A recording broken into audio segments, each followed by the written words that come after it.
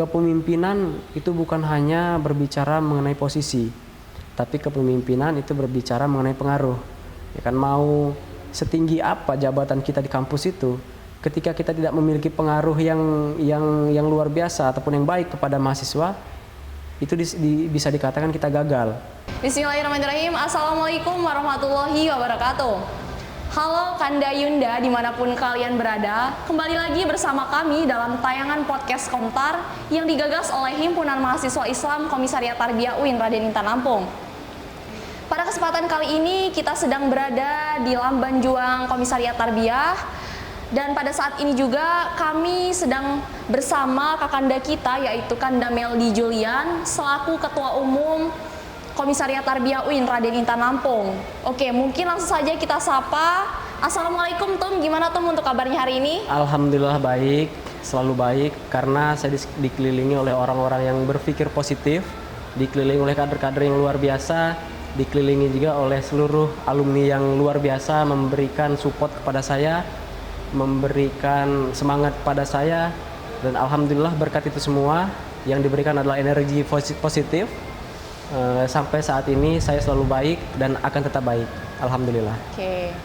Jadi pada episode kali ini juga kita akan berbincang-bincang nih dengan Ketua Umum Komisariat Tarbiyah, bagaimana kampus kita tercinta yaitu UIN Raden Intan Lampung, yang mana UIN Raden Intan Lampung ini masuk ke peringkat 8 kampus hijau berkelanjutan menurut UI Grand Metric.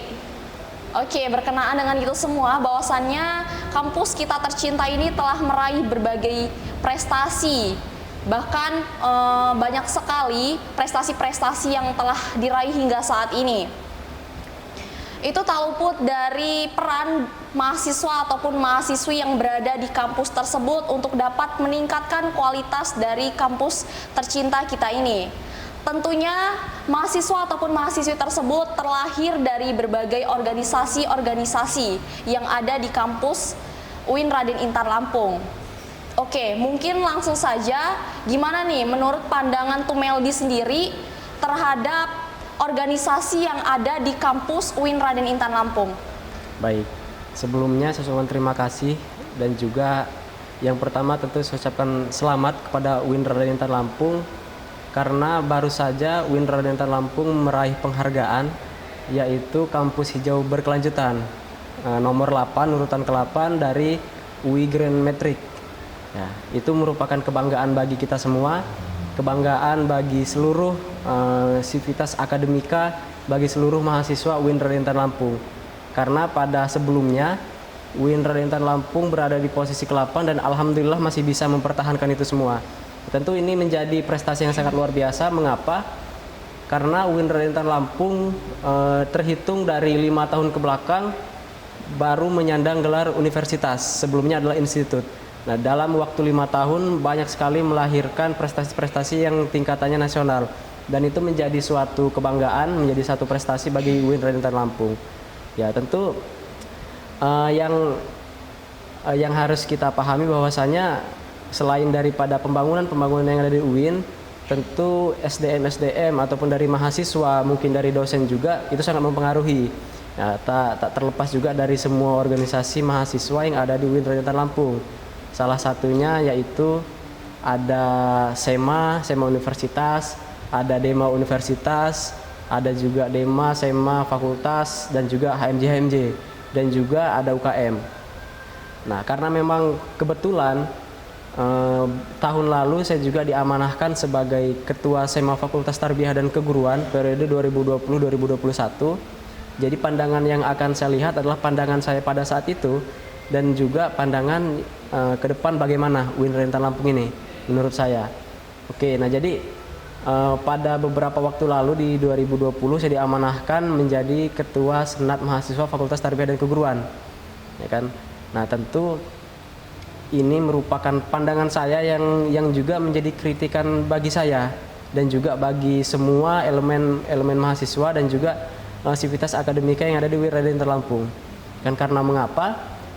Karena untuk saat ini pemilihan ketua senat, ketua DEMA dan juga HMJ itu tidak dilakukan secara seksi. Seksi dalam artian tidak dilakukan semua mahasiswa mengambil hak suaranya, tidak one man one vote lagi.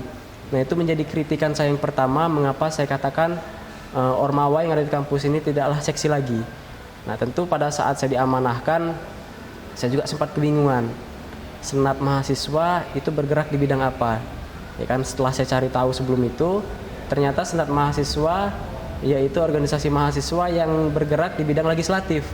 Yang tentu legislatif itu kerjaannya adalah mengonsep, ada juga menganggarkan dan sebagainya, ataupun pengawasan dan sebagainya, itu adalah kinerja daripada Senat mahasiswa. Nah, tetapi pada realitanya yang saya rasakan pada saat itu, kami yang seharusnya adalah bergerak di bidang legislatif, ternyata kami dipaksa untuk bergerak di bidang eksekutif. Nah, jadi kampus itu adalah miniatur negara kita. Mengapa saya katakan miniatur negara? Karena di kampus itu kita terdiri dari lembaga eksekutif, ada Dema Universitas, ada juga Dema Fakultas, ada juga HMJ. Nah, itu bagian daripada eksekutif. Ada juga itu yaitu lembaga legislatifnya. Itu ada Senat Universitas, ada SEMA Mahasiswa Universitas, ada SEMA Fakultas. Nah, itu adalah lembaga legislatifnya.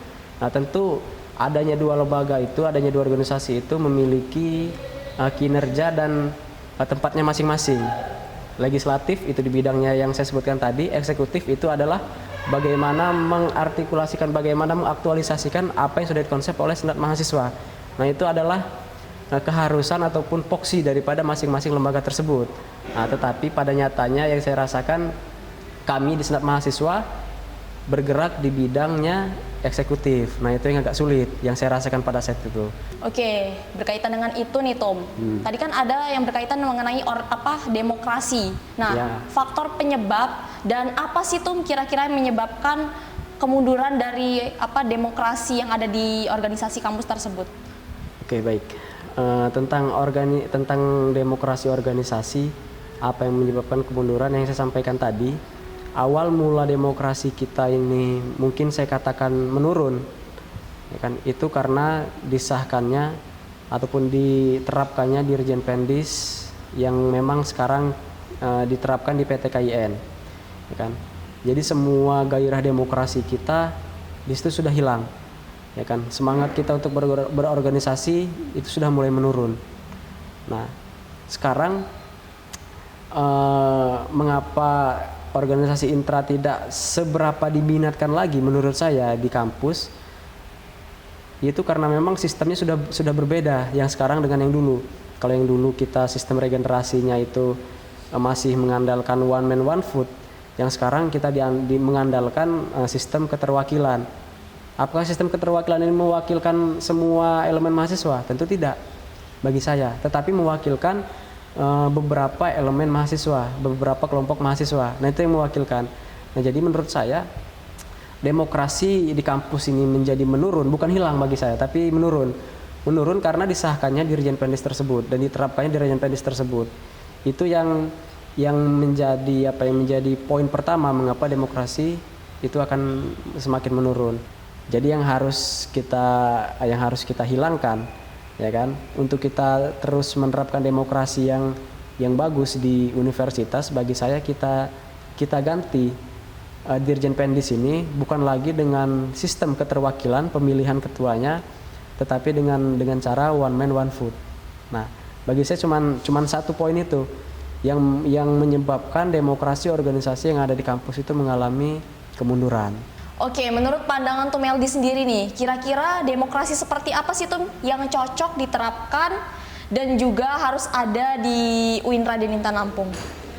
Baik, demokrasi organisasi menurut saya yang paling cocok dan paling pas untuk kita terapkan di UIN Raden Intan Lampung itu tentu demokrasi seperti yang dianut oleh negara Republik Indonesia, minimal dari sistem pemilihannya.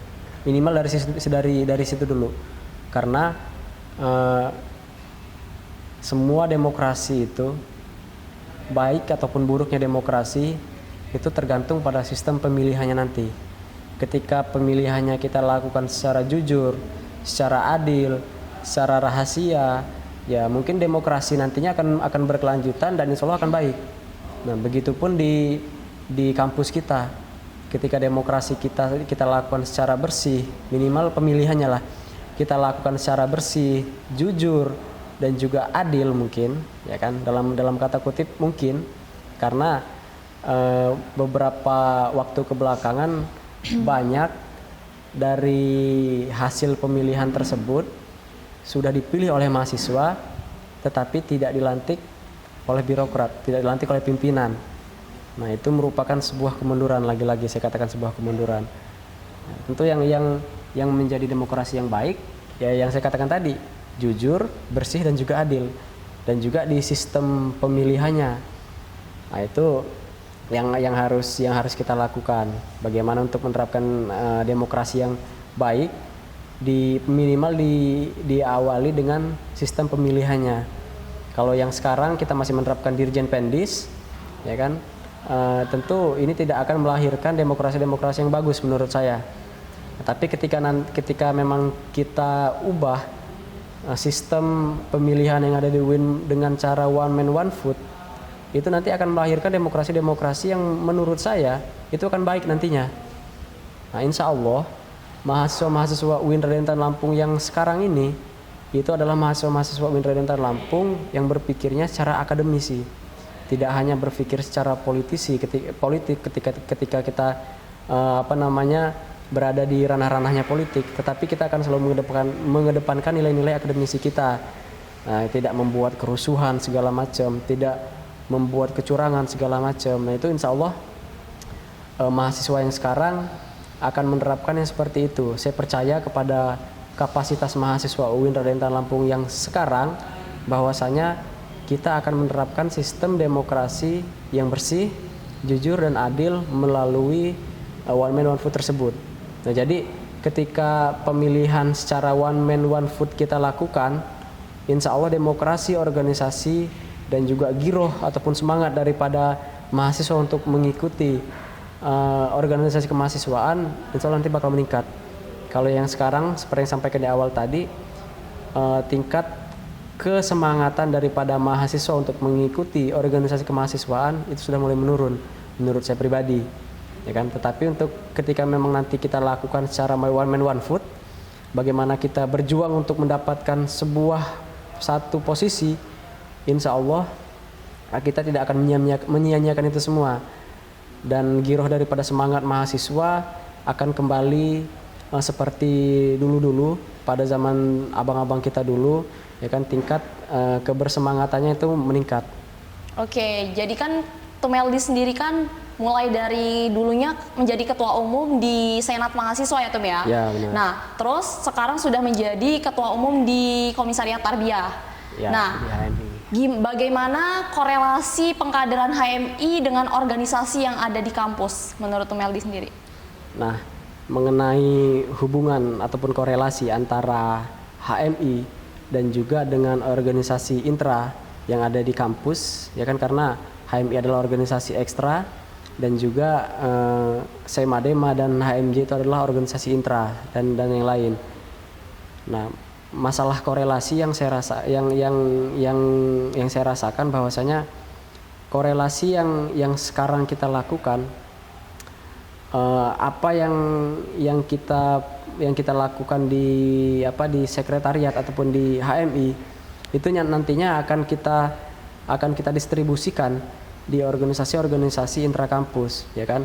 Nah, ketika mahasiswa ataupun kader-kader HMI dirasa sudah mampu untuk mengemban amanah di kampus, nah nanti kita distribusikan di kampus-kampus tersebut di posisi-posisi yang memang itu strategis bagi kader HMI.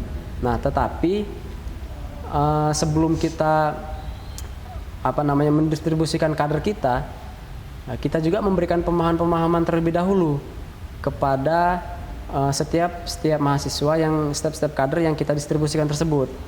Nah, sebagai contohnya bahwasanya kader HMI ini selalu berangkat dengan kualitas, bukan dengan kuantitas.